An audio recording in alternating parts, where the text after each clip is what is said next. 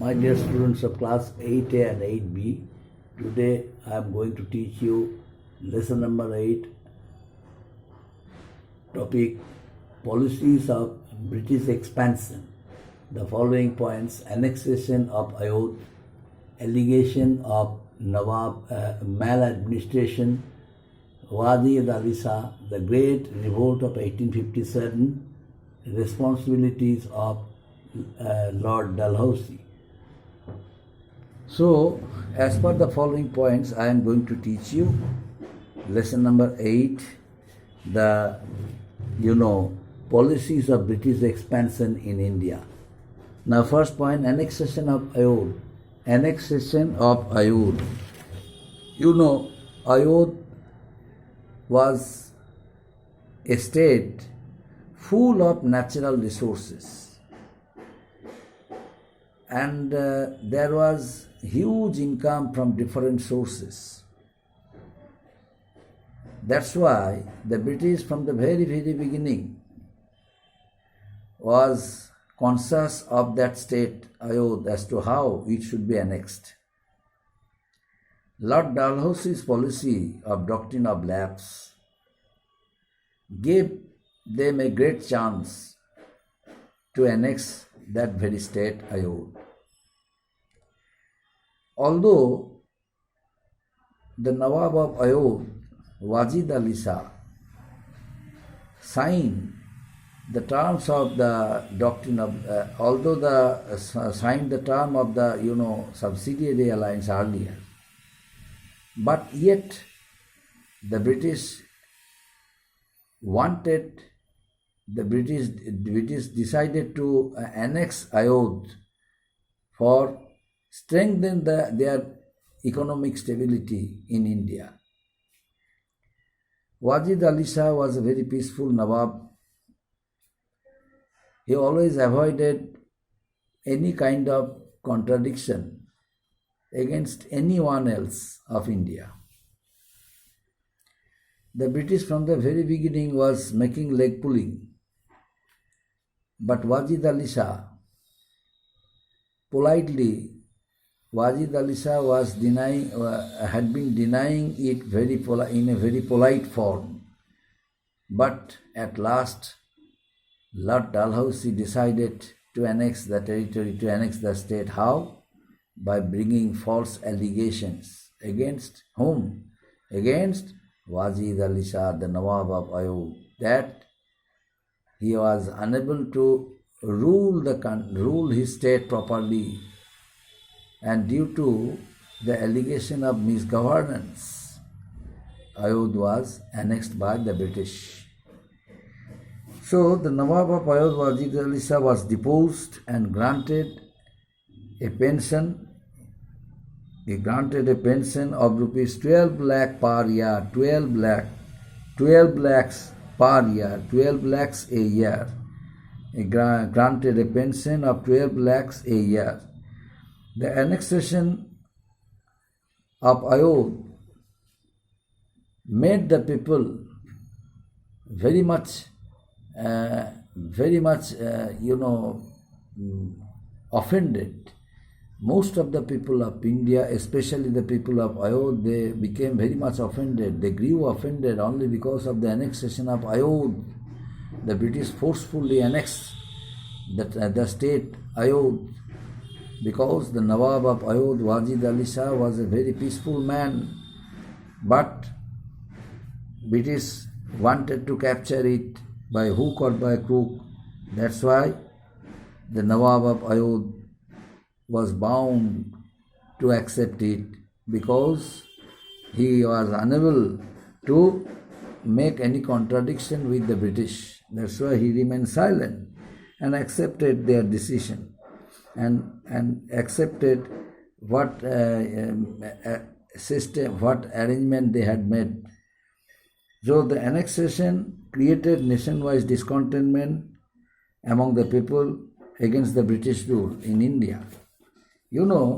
Before the British annexed Ayodh under the terms of the doctrine of lapse, it was Rani Lakshmibai, challenged the authority of the British, declared war against them, and fought bravely against the British, and ultimately she had to consider a defeat, and while fighting against them, she was killed in the battlefield. Although she was killed in the battlefield and was unable to protect her state, Jhansi, yet she left a good image that in spite of being a lady ruler of Jhansi, she did not leave her hope and fought against the British bravely. Ultimately, during the first half of the war, Rani of Jhansi fought bravely, and the Britishers were charmed to see her strategy, technique and method of fighting against them. But later on they changed their strategy and were determined to defeat her by hook or by crook. So they adopted a guerrilla warfare method and defeated Rani Lakshmibai in the battlefield and ultimately annexed Jhansi. Now question is why was under which allegations had they annexed the Jhansi? Under the terms of the doctrine of lapse. What was the term? You know, I think you have not forgotten yet. The term of the doctrine of lapse was the king leaving any legal heir, male child, the king leaving any legal heir or male child to his throne died. In that case, his territory, his state would come under the British control, since the widow of that very king would never be able to adopt any child, any male child, at the heir to her throne. So no heir would be allowed to be adopted by the local rulers after the death of the original ruler, a real ruler. If the real ruler had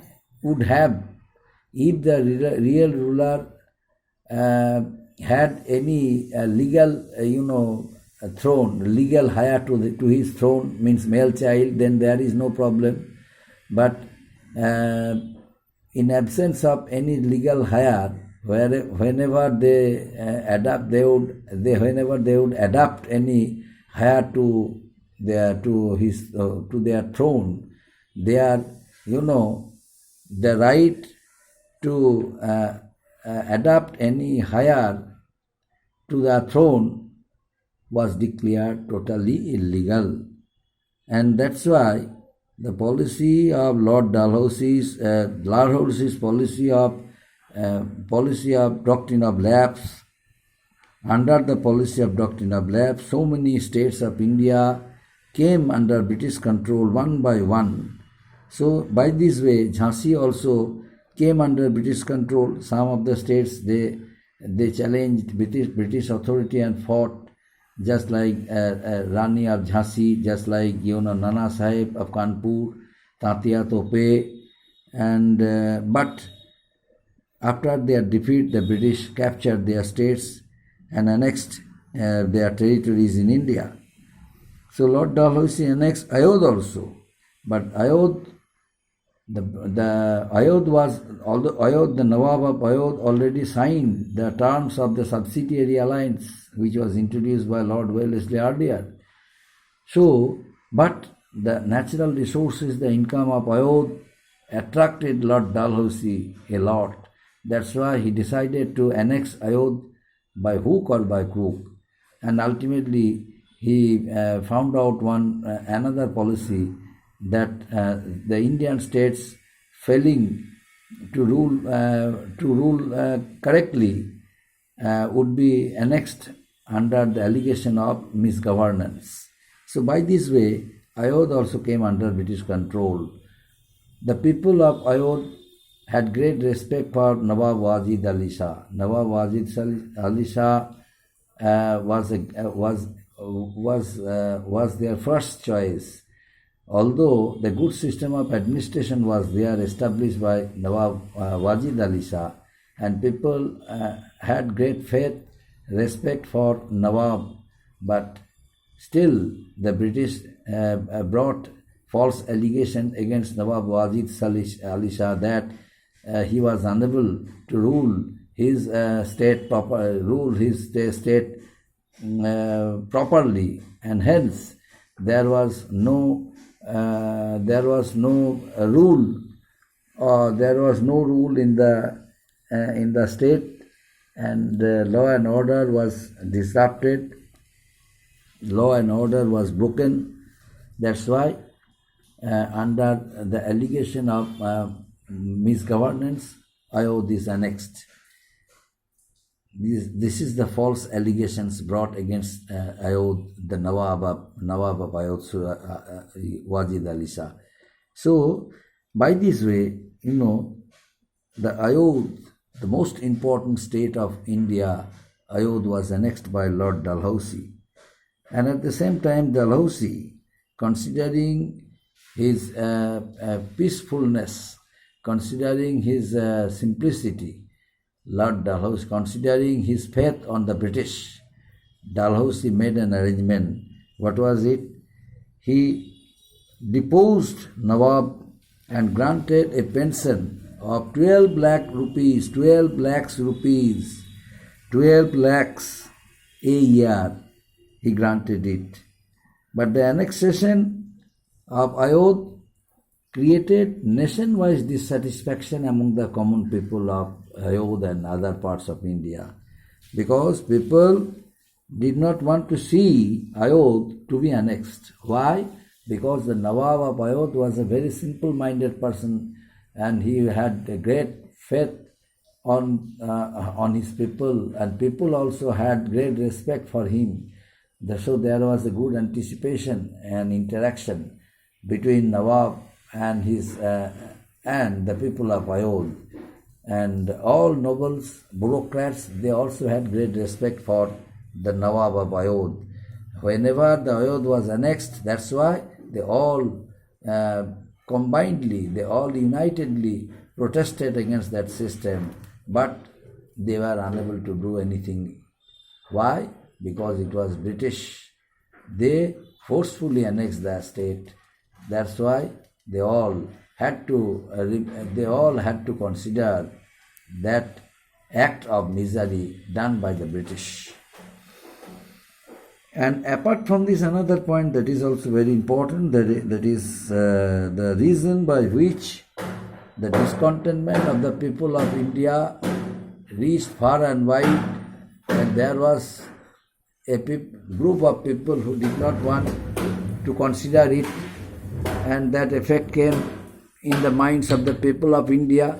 They all unitedly decided to protest against that system, and as a result of it, that effect came in the military department of India, and they directly challenged the authority of the British. So the first war of independence was taken place in the year 1857. Means the revolt of 1857 alarmed the British that the Indian people could get themselves united and could protest against the British. And ultimately, the British was fully responsible for the revolt of 1857, which is considered as the first war of independence.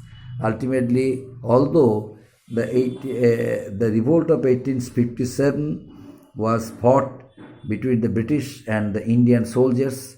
Yet the British was able to suppress the revolt of 1857. Although the revolt was suppressed, yet a message was communicated to the British that Indian could fight unitedly against the British, and for the first time the Indian people fought against the British and ultimately communicated a new message to the people of our country, India, so that they must protest against the British with combined effort in order to achieve success against the British. And ultimately it encouraged the Indian national movement. Later on, Indian national movement under the Congress leaders were encouraged by the revolt of 1857, and ultimately they also started organizing movements against the British government one by one, and ultimately the British government decided to start a rule under British Queen Victoria after the declaration of the proclamation of Queen Victoria. The rule of Queen Victoria started in India after the revolt of 1857. So up to this, my dear students, next day I shall discuss about this very lesson from the beginning to the last. And if you have any confusion, any problem, you can ask me any question from this lesson by using my comment box. I shall try to solve your problem. Thank you, my dear students.